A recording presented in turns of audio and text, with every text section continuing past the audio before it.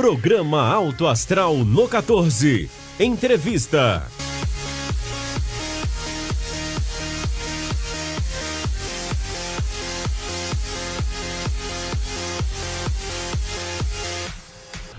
Olá, sejam bem-vindos a mais uma edição do programa Alto Astral no 14. Semana após semana, eu e o Joseval, a gente tá revezando, até pela questão do distanciamento, então semana ele faz, a semana seguinte eu faço, mas o fundamental é trazer a boa informação aqui para vocês o tempo todo. A gente vai chegando na edição de número 140 já do programa Alto Astral no 14. Esse mês, final do mês, completando já 3 anos no ar. É uma missão realmente complicada, né? A gente fazer entrevistas semana após semana, mas é claro, a gente está na luta e sempre tem assuntos muito interessantes. E essa semana, especificamente, é um assunto que tem muito a ver com o momento que a gente está vivendo. Mas antes eu vou apresentar o nosso convidado, o doutor Alex Fernando Rodrigues.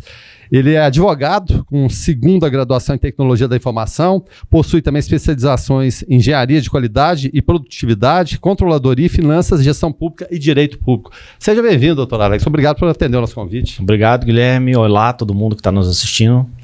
Pois é, rapaz, esse é um assunto interessante. Só que antes da gente entrar no assunto específico, a gente falar desses crimes de internet, crimes cibernéticos, essa coisa toda, a gente sempre gosta de vasculhar um pouco a vida, não querendo intrometer, mas vasculhar um pouquinho a vida do entrevistado. O que te levou para o mundo do direito, afinal de contas, Alex? Tem alguém na família, tem uma tradição? Porque a gente entrevista muitos médicos aqui que tem aquela tradição de família. Tem um médico e todo mundo vai naquele mesmo caminho. Advogado também é meio parecido. No seu caso foi? Não, até que no meu caso não. Eu vim da área de tecnologia, na verdade, mas sempre gostei muito de direito, até por causa de... Eu sempre trabalhei com a área da parte de gestão da tecnologia. E especialmente a parte de gestão de segurança da informação, ela envolve muita parte legal, que é desenvolvimento de política, regimentos. Esse tipo de coisa sempre me chamou muita atenção da área de direito.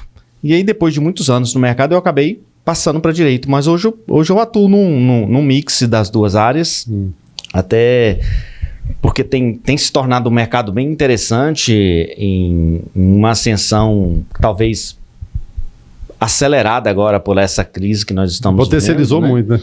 E o que é interessante é que mostrou que existia um caminho que estava sendo seguido aí, normal, de digitalização das coisas, mas a pandemia simplesmente ela acelerou muito, né?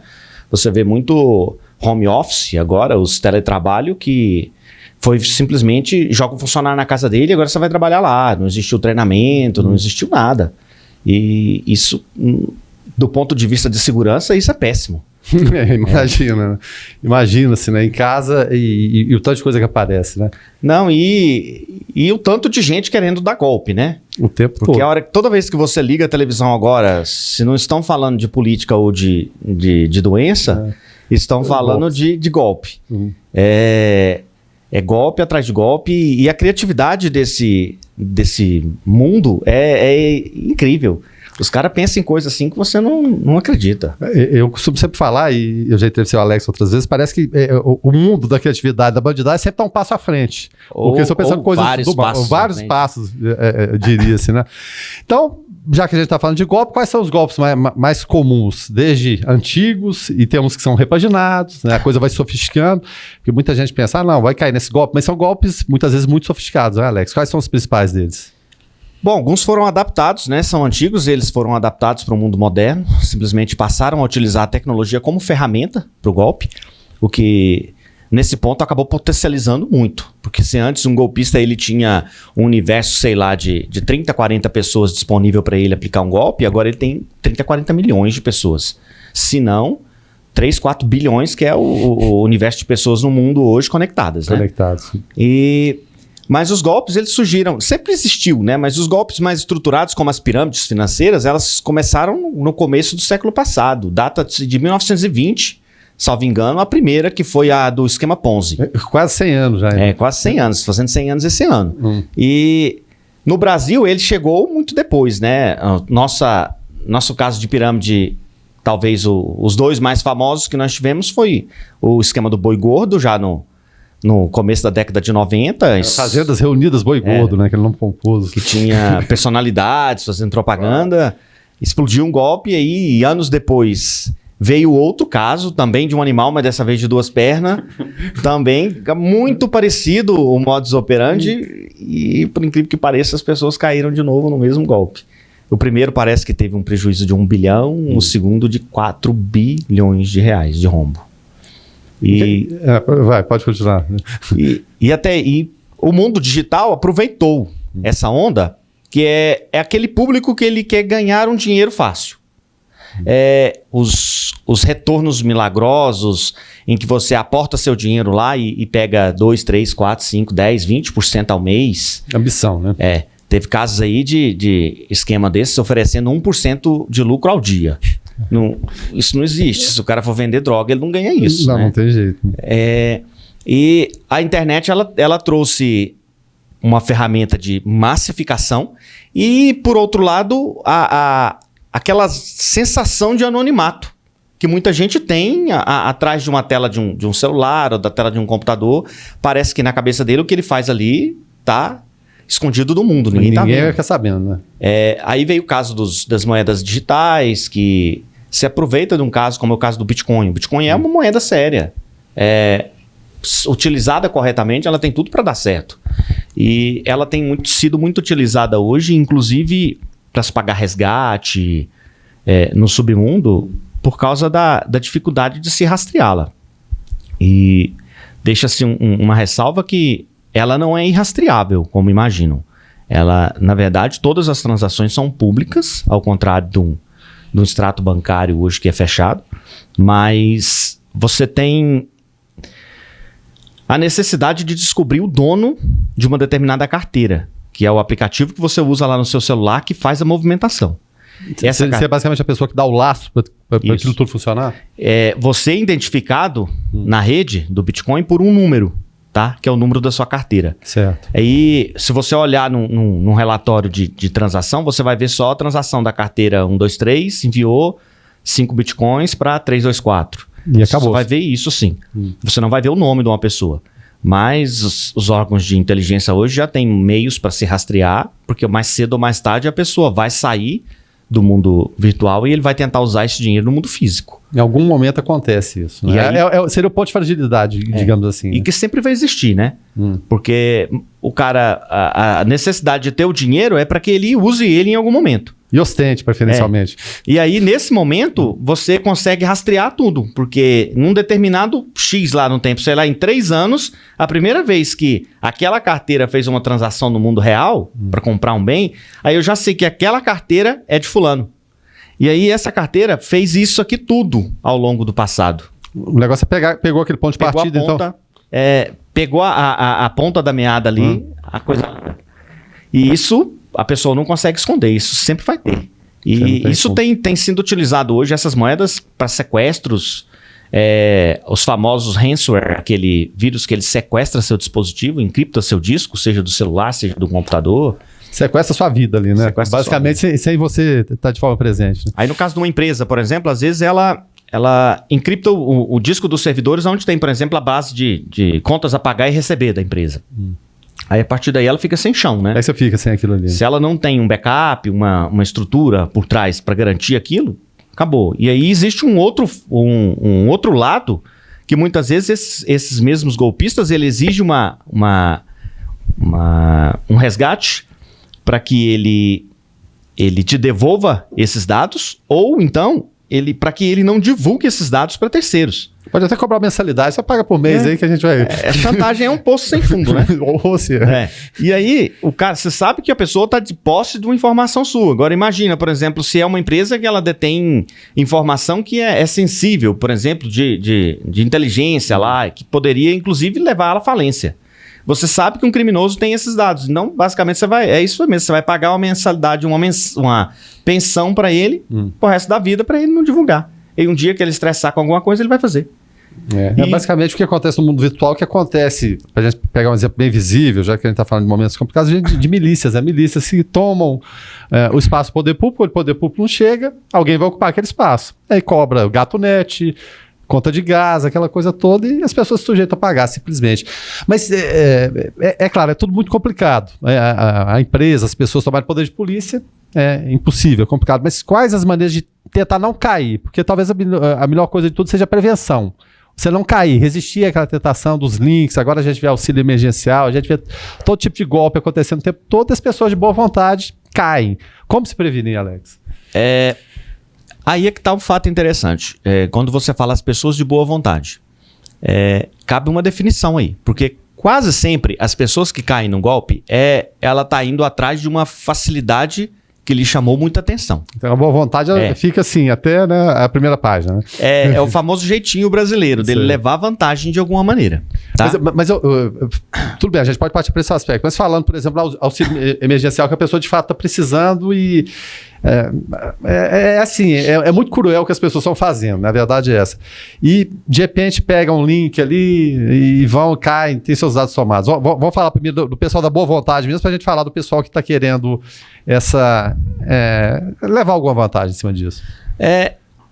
O pessoal da boa vontade, normalmente, ele cai porque ele clica em um link que ele recebeu, ele acredita ser de alguém, de confiança. Às vezes é até de parente, né? Às vezes é até de parente. Uhum. Aí a gente remete para aquele golpe que data-se já de uns 20 ou 30 anos.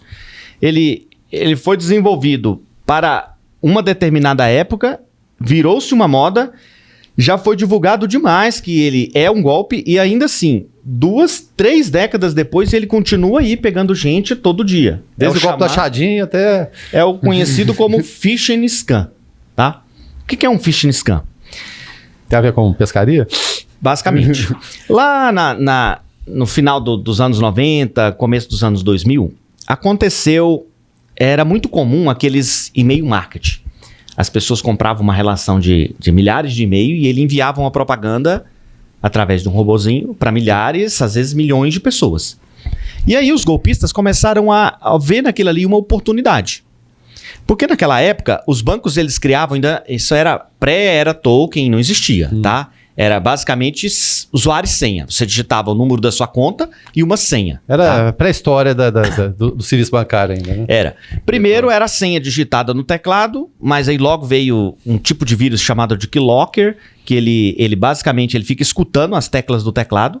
E então, a hora que você pressiona uma determinada coisa, o vírus captura essa informação ali e envia para o estelionatário. Aí ele vê lá, o cara entrou no site do Itaú, digitou um número específico e depois digitou um outro número misturado com letra. É certeza que aquele é o número de uma conta e uma senha. Ele pegava essa informação, acessava a conta e lá ele fazia a movimentação. Os bancos perceberam isso. A hora que perceberam, colocaram um teclado virtual. Pronto, acabou o problema. O cara vai clicar, então ele não vai mais digitar a senha. Dá para pegar com o mouse? É bem complicado fazer um dispositivo que escute o mouse. Existe uns keylogger que ele fica capturando a tela.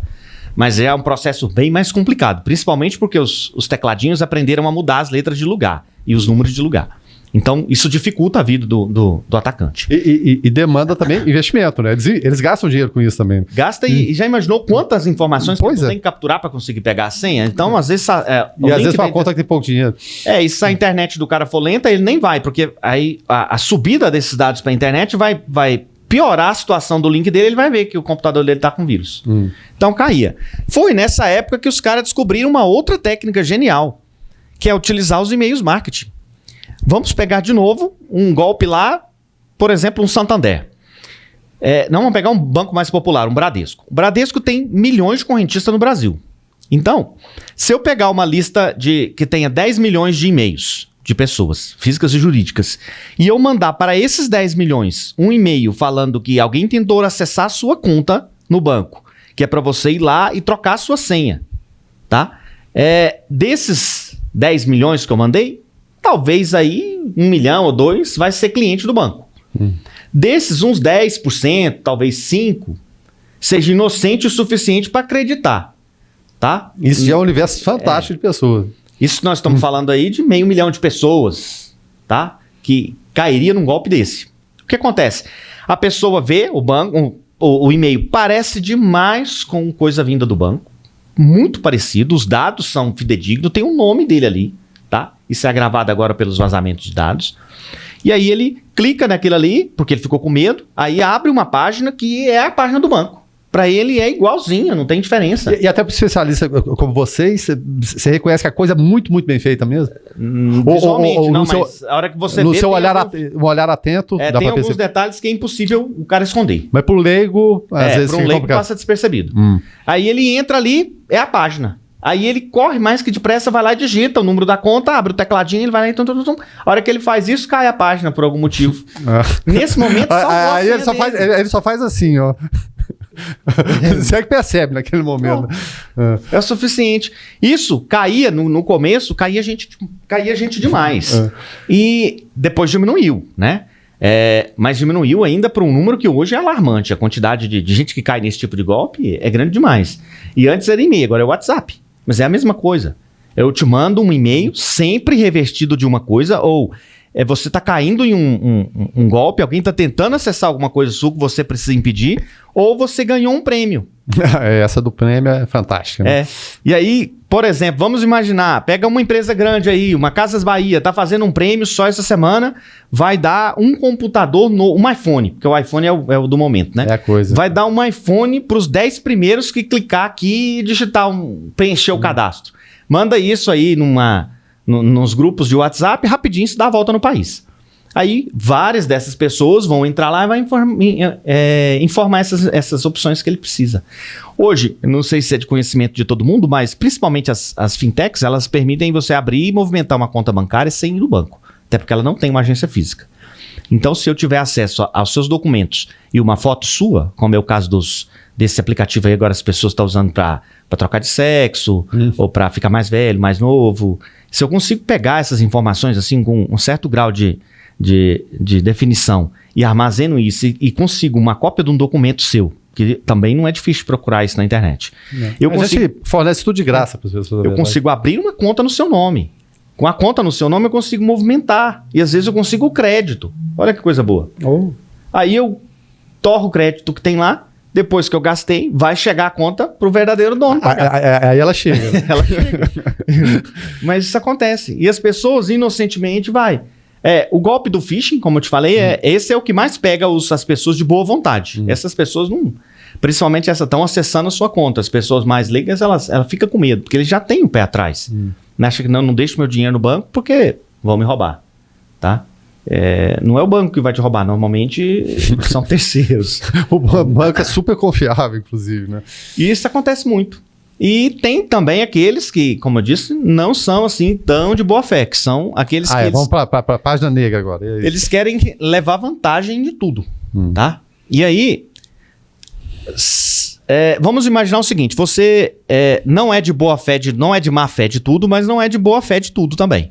Ou fica desconfiado diante de tantas coisas também, né? Ele mas pensa, vamos lá. Agora é a minha vez, né? Você não clicaria. Se você recebesse uma mensagem falando que você, no WhatsApp, que você clica aqui que você vai ganhar um automóvel 0 km, você não cai, tá? Porque você é de boa fé, sabe que isso não existe e você não quer tomar dinheiro de ninguém. Ou clica aqui para pagar seus boletos pela metade do preço. Tem muito isso. Mas você não quer esse tipo de coisa. Você é um cidadão honesto.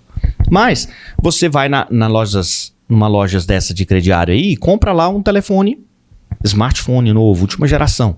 Um Android novo, Samsung, moderno. Aí você vai instalar os aplicativos que você viu, achou legal, mas aí você vê que é caro, é pago. Tá? No caso das lojas do Android em específico, ela, com um único clique, você vai lá na configuração do telefone e fala para ele, olha, eu posso instalar no meu telefone aplicativos de fora da loja oficial da Google, ou seja, os piratas, tá? Vou lá e clico. A partir daí ele deixa, tá? Aí existem várias lojas de produtos piratas na internet que você instala no seu aplicativo. Mas muitas vezes, quando você instala esse aplicativo, não está vindo só o aplicativo. Está vindo uma surpresa junto. Tem um pacote, né? O que lá na década de 90 chamava-se de cavalo de Troia, tá? Os Trojan. Tá? Que é um programa que passa por outro. Ele está escondido lá dentro. Aí tem um golpe muito novo agora que é o dos boletos. Tá caindo, você tá vendo no jornal aparecendo gente que foi emitir lá o boleto dele por algum motivo, por uma renegociação, ou simplesmente porque ele precisava pegar para pagar o boleto, e ele paga o boleto e na verdade ele pagou foi outra coisa, não foi a conta que ele tinha que pagar. Isso acontece graças a, por exemplo, esses aplicativos piratas. Você instala o aplicativo e ele vem com um bônus, tá? que é o do estelionatário. E aí ele fica escutando, por exemplo, no caso de um computador, ele fica escutando quando você vai tentar imprimir. Aí você vai tentar imprimir, é um boleto, ele, opa, vou alterar um pedaço do boleto. Liga o sinal de alerta. Aí ele altera um pedacinho do boleto, já entre o navegador, o clique que você deu e a impressora, E aí, ele naquele ponto intercepta no meio, ali, edita o boleto, troca o código de barra, mantém o resto igualzinho. Você vai olhar o boleto, é o boleto do meu banco. E aí ele imprime. Mesmo com aquele número inicial do banco, você fala que tem que seguir aquela dica e tal. Tudo, sacado, os data, vencimento, valor, tudo vai estar igualzinho, porque ele só trocou o código de barra. Aí você vai lá pagar, tá? E aí tem uns mais sofisticados que aquele número, ele não troca, tá? Ele deixa o mesmo. Porque já ensinaram na televisão, fica de olho naquele número, que se aquele número não bateu... Com os números iniciais do código do banco, digamos assim. Isso. Se aquele número não bateu, é falso, tá? Mas o código de barra você não consegue ver com o olho. Mas uma dica seria, e acontece muito, você vai lá no código de barra, ele não consegue ler o código de barra, você vai e digita o número. Digitando o número, então não dá problema. Os que não alteram o número, não daria problema. Só que alguns alteram, tá? Altera até o número. Altera até o número. Ah, então eu tô perdido, então. Mas... Porque eu nunca uso código de barra, eu sempre faço questão de digitar os números. Só porque você tem que prestar atenção na hora do pagamento. Quando você escaneia o código de barra ou você digita o número, aí aparece sempre... Se não estou enganado, tem 1 ou 2 bancos que não aparece, paga direto, mas a maior parte aparece uma última tela de confirmação. Uma confirmação, né? Ali ele mostra quem é o sacado. Tem uns até que pede para você digitar o valor até. Ele aparece quem é o sacado, o CNPJ, tudo ali. Você confere com o boleto, que está impresso no boleto. Se o que está impresso no boleto é o que o banco está dizendo que é para onde está indo o pagamento, tá certo. Se não, o boleto é falsificado. A Febraban criou um modelo de boleto rastreável agora que dificulta um pouco esse tipo de coisa, porque normalmente o boleto ele não pode ser mais como era antigamente, que eu ia lá e que gerava qualquer boleto. Ele precisa de uma forma que me permita rastreá-lo. Foi utilizado basicamente para você conseguir pagar um boleto vencido em outra agência, tá? Quando você vai pagar lá, o próprio sistema, como ele é rastreado, consegue ver lá a origem e lá ele calcula o juro que tem que ser, atualiza o boleto para fazer esse pagamento. Inclusive é uma coisa bem recente agora, para facilitar a vida. Mas ainda existe. Existe o banco que aceita pagar o boleto que não está registrado, então as pessoas caem nesse golpe. E isso você cai por causa desse tipo de coisa. Normalmente é software pirata que você tem, que dentro dele vem um vírus e esse vírus faz esse serviço, seja no telefone, porque hoje é possível imprimir, inclusive, do telefone, ou seja, num computador. Não dá para dizer que essa pessoa realmente ela é totalmente de boa fé. E tem aqueles que ele cai no golpe porque parece uma vantagem incrível, tá? Já imaginou? Eu tô vendo ali, um cara tá vendendo um computador, um notebook, um Mac, que custa 10 mil na loja, mas o cara tá me vendendo aqui só hoje porque ele tá precisando de dinheiro por 1.000. Aí eu vou lá. É claro que isso aí é um golpe. E pro o golpista... Quanto melhor, mais chamativo for para te conquistar, maior a chance de você cair. Então, o golpe sempre vai ser. Vamos imaginar, por exemplo, que eu vi recentemente golpe de consórcio. A pessoa te procura, vamos lá, você vai comprar seu carro dos seus sonhos sem pagar juro, tá? Aí esse boleto aqui, você vai fazer um plano comigo de consórcio, vai pegar um carro de 50 mil e vai pagar nele 50 pagamentos de 1.000 ou 100 pagamentos de 500 reais. Você não vai pagar nada de juro, nada. Vou te entregar o carro. Onde é que tá? Nossa, o negócio é bom. Aí você vai e cai num negócio desse. Depois, você vai pagando um dia, que é hora de eu ser contemplado.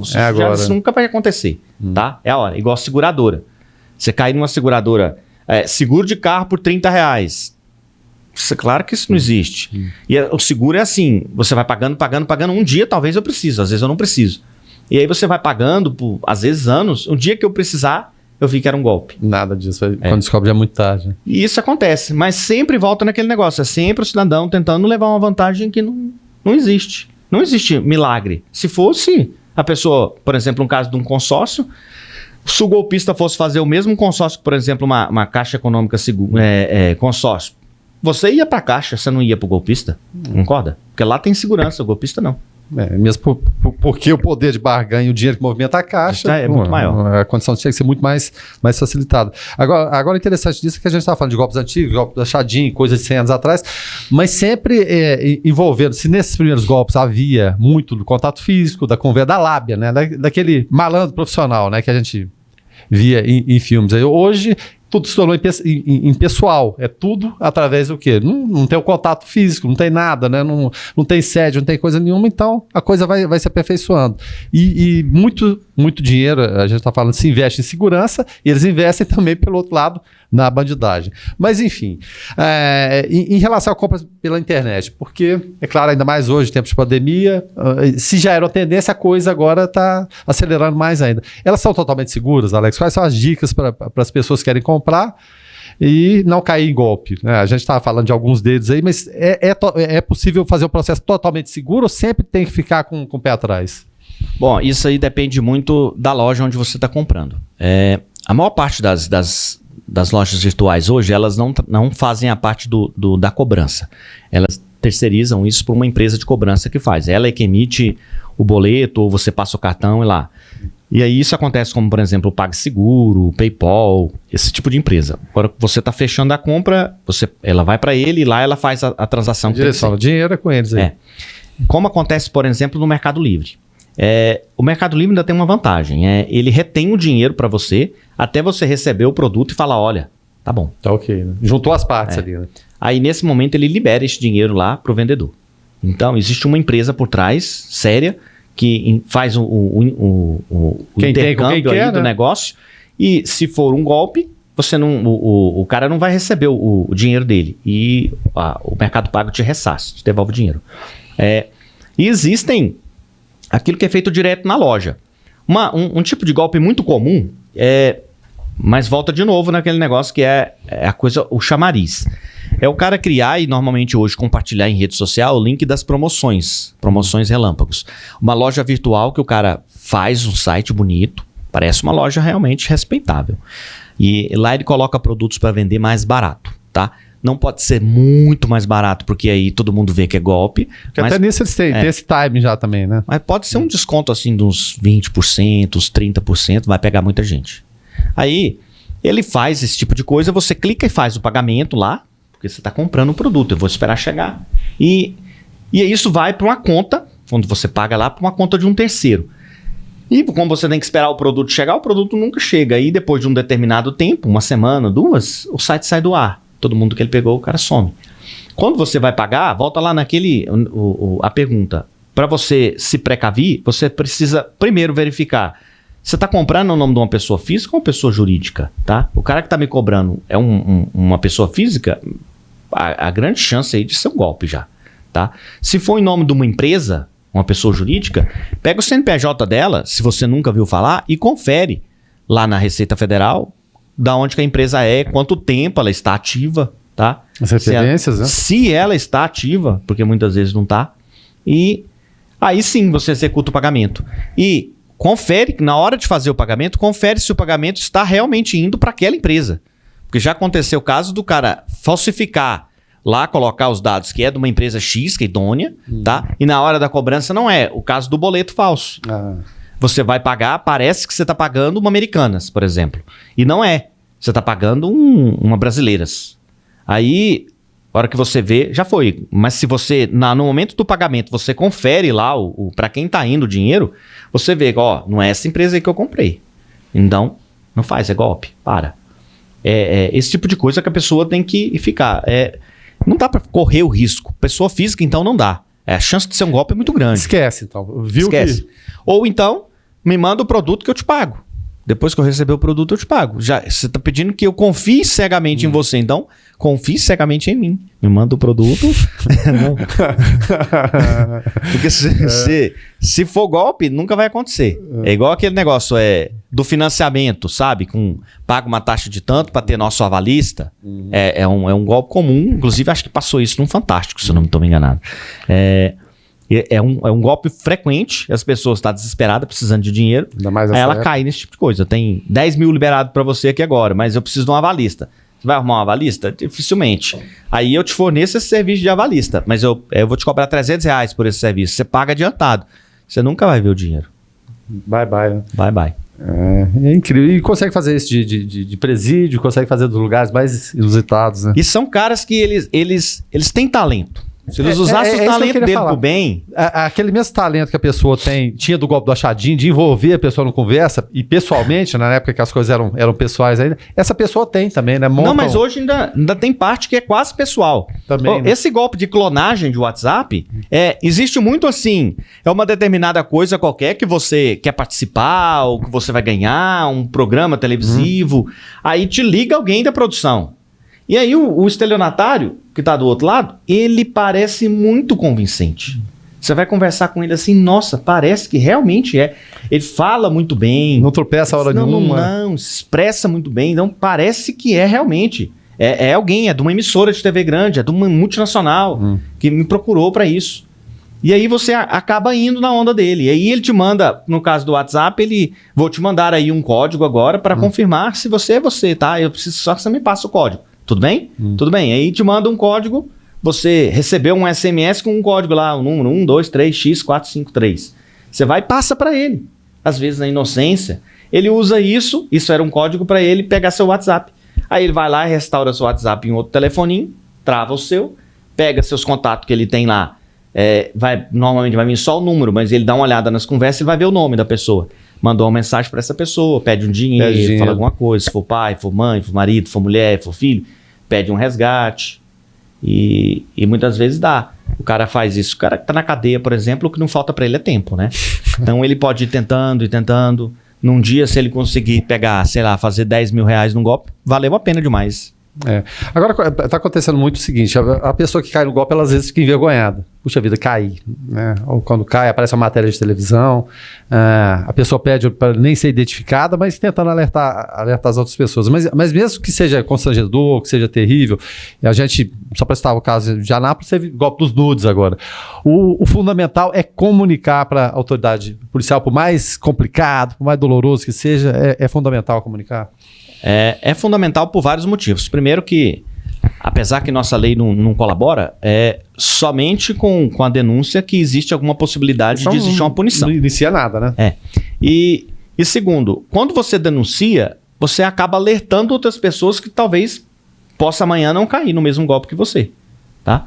Do contrário, se você não denuncia, você tá fomentando a atividade do criminoso. Primeiro, enquanto a pessoa não cair ou conhecer alguém diretamente que caiu no golpe, a próxima pessoa vai cair no mesmo golpe e ele nunca vai ser preso ou nunca vai ser nem investigado. Porque tem gente que às vezes é só do fato da polícia bater na porta dele, ele já fica com medo. Aquele que não é um bandido profissional. Sim.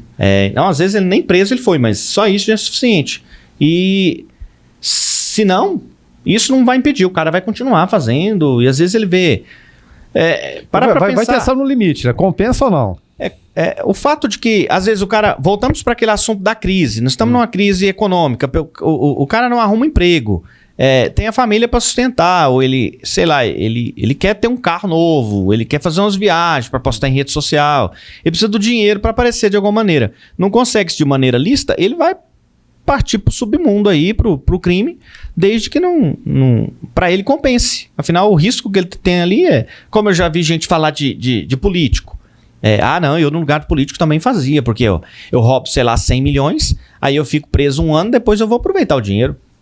Olha a mentalidade do cara. É o que você mais escuta. Não, ele não tá de tudo errado, não.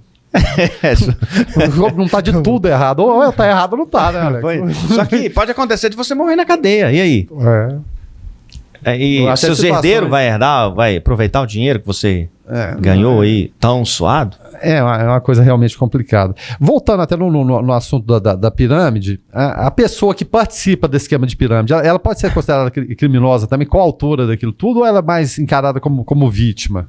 Existiu alguns casos que os participantes foram investigados.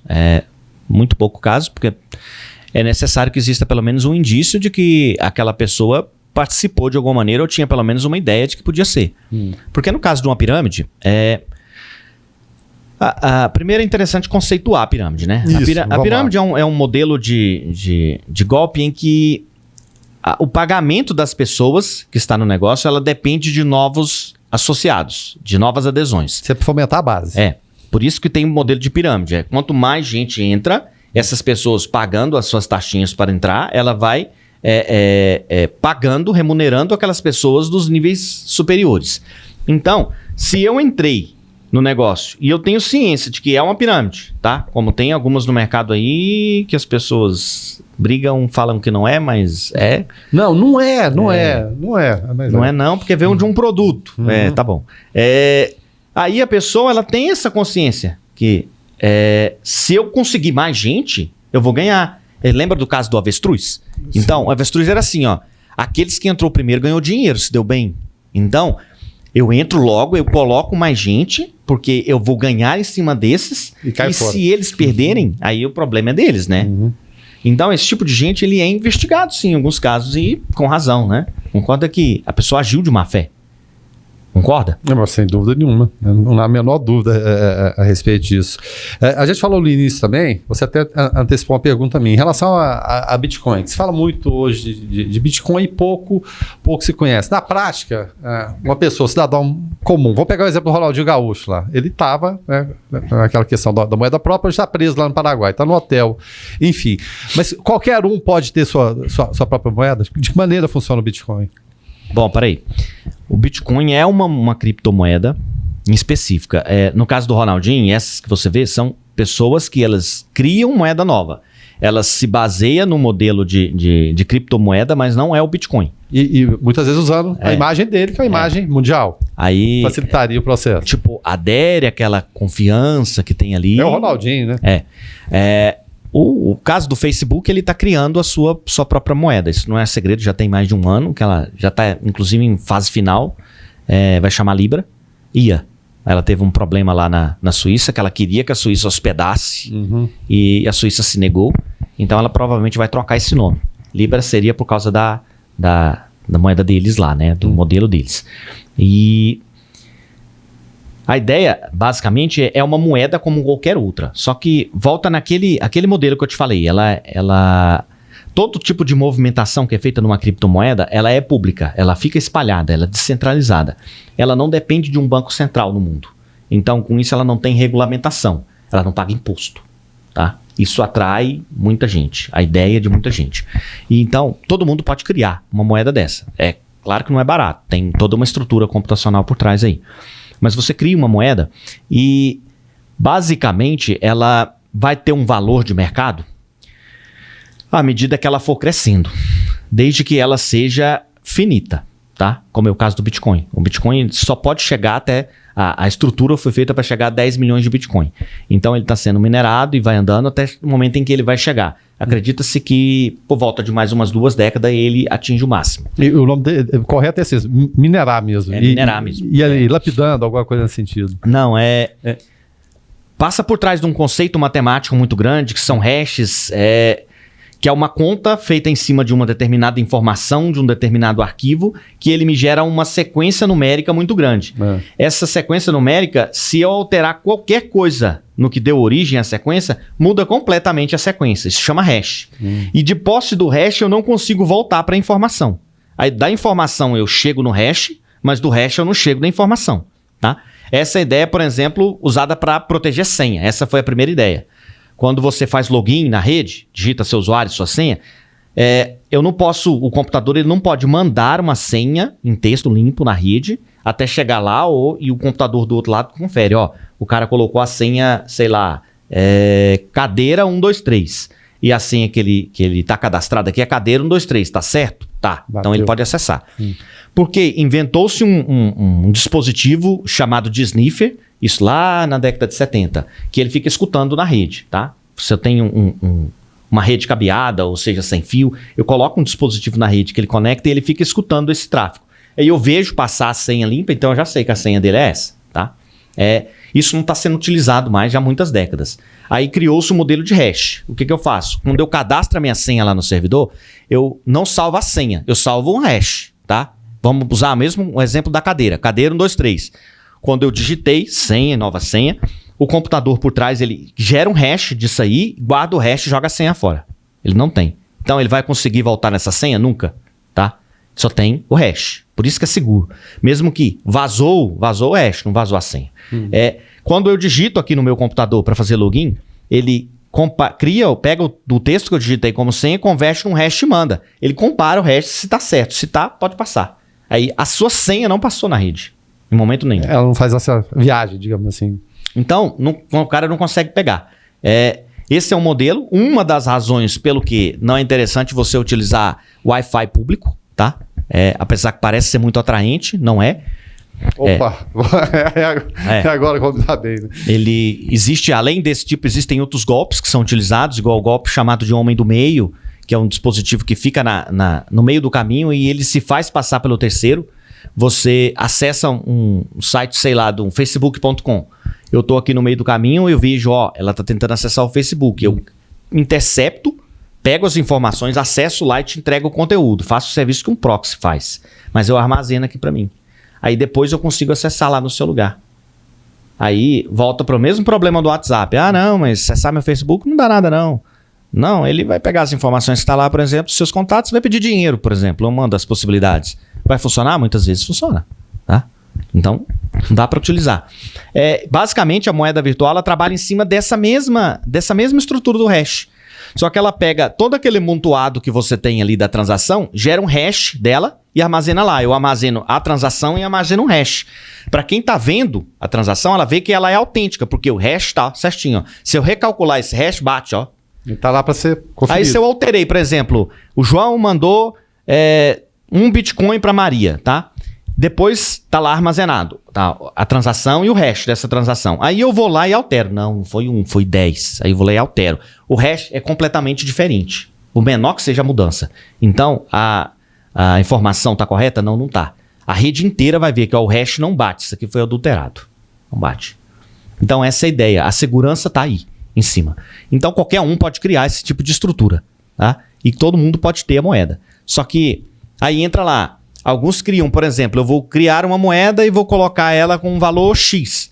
Então você investe tanto, eu vou te remunerar em tanto, virtualmente. Você vai entrar lá, tô ganhando dinheiro. Olha, eu coloquei R$1.000 em uma moeda, sei lá, moeda do João. E aí, daqui a uma semana, ó, R$1.000 virou 2.000. Nossa, o negócio é bom. Mas é só o número que você tá vendo lá. Isso E aí, vai andando. Ela não tem um lastro, não tem nada, não tem nem estrutura para pagar. Como ela não é vinculada a nenhum banco central, não tem nenhum tipo de garantia também. Se amanhã ou depois sumiu a rede, sumiu. Acabou. Não tem pra quem reclamar. Não tem nem pra quem reclamar. Nem qual país eu vou reclamar. Cadu, não tem ligação com lugar nenhum do mundo. Então, isso acontece. No caso do Bitcoin, hoje ele já é mais estruturado. Então, a chance de ter um golpe no Bitcoin hoje é muito pequena, tá? Mesmo que o pessoal, para preservar a coisa, né, vai se cercando também, né? Vai. Agora, ele existe... Como se cogitou há um tempo atrás, uns meses, 1 ano atrás, que poderia ser uma bolha, por causa que estava com um crescimento exponencial. Tanto que depois ela caiu. Mas, em regra, ela ainda está tendo um ganho. Tipo, se você analisar dos últimos 5 anos, o ganho foi considerável. Com as devidas oscilações, mas ela tem essa tendência desse negócio oscilar até encontrar mais ou menos um ponto de equilíbrio ali, né? Isso só mostra que ela tá subindo por conta própria. Não é artificial. Certo. Porque, como eu disse, o número é finito. Vai sendo minerado até chegar nos 10 milhões de Bitcoin. Então, aquela moeda ela vai se valorizando, porque mais gente querendo comprar e a moeda não aumenta. É só aquilo. A lei da oferta e da procura se aplica. Então, mais gente querendo comprar, o valor vai subindo. Agora... Pode acontecer num determinado momento, seja por um alerta, alguma coisa, um pânico nos mercados, as pessoas resolverem vender o que tem. Isso provoca uma queda. Então, é um efeito natural, acontece com bolsa de valores. Não dá para dizer que é seguro e nem que não é seguro. O cara investiu o dinheiro dele, ele tem risco, um certo risco. Ele perder tudo é pouco provável que aconteça. Agora, uma perda pode acontecer, principalmente se você pensa em retirar o dinheiro em curto prazo. Porque é igual bolsa, né? Ação é interessante a longo prazo, 5, 10 anos. Agora, se você pensa em colocar seu dinheiro hoje para o mês que vem, você ter dinheiro... O professor Márcio, que sempre dá entrevista para a gente, ele é economista, não sei se o Alex já teve a oportunidade de conhecer, diz que a bolsa é exatamente isso. O apressado dá dinheiro para o que tem calma. Tem calma. É isso aí mesmo. Agora, nessa queda recente, mostrou mais do que claro, né? Os bilionários mesmo esperou as bolsas de valores descer, a hora que elas derreteram, estava lá embaixo, ele chegou lá e comprou as ações. Comprar. Porque teve empresa que caiu 50%, 60%.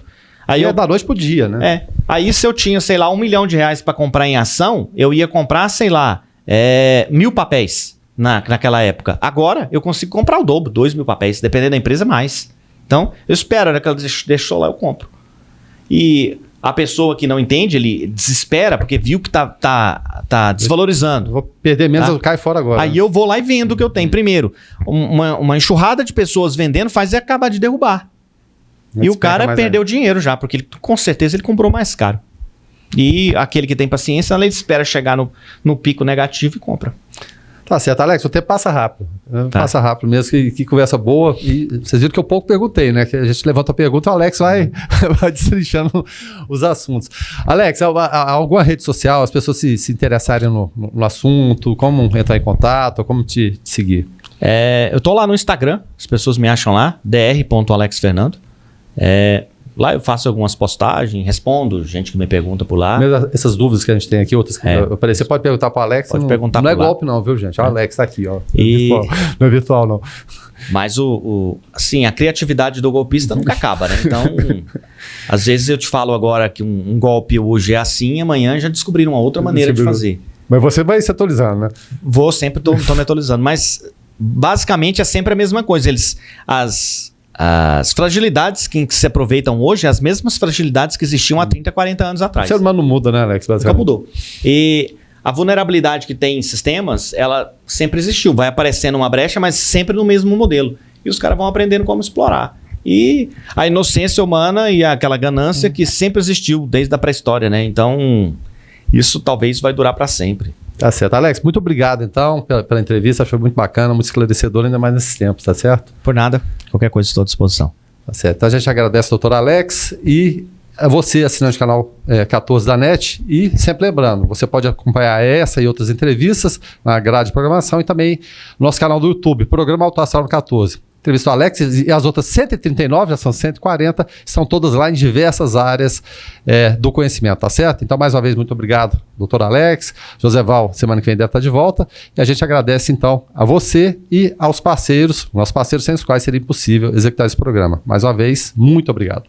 Clínica Radiológica de Anápolis, a CIA, Arroz e Feijão Imperial, Geolab Genéricos, Instituto Onquematológico de Anápolis, Hospital Evangélico Goiano, Plameg, Unievangélica, Supermercados Atende Mais, Compensados Anápolis, Clínica Vacine, Produto JK, a arte do algodão, Laboratório Modelo, Farmácia Naturalis, Cicobi, Unicentro Norte Goiano, Lages Vibracom, Mercafrios Mauá, Doutor Café, Cafeteria e Doceria, Droga Lúcia, IHG, Instituto de Hemoterapia de Goiânia, Mix Limpeza, a melhor opção em produtos de limpeza, Pamela Rezende, assessoria e consultoria, Porto e Pereira, Hipercozinha Industrial, Rádio Imprensa 104,9 FM, Bioimagem, empresa biomédica especializada em diagnóstico por imagem, Única, unidade de combate ao câncer em Anápolis, Restaurante Barriga Cheia, Síntese Comercial Hospitalar, OA, Hospital Oftalmológico de Anápolis,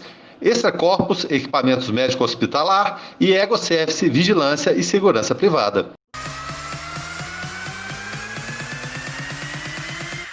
Programa Alto Astral no 14. Entrevista.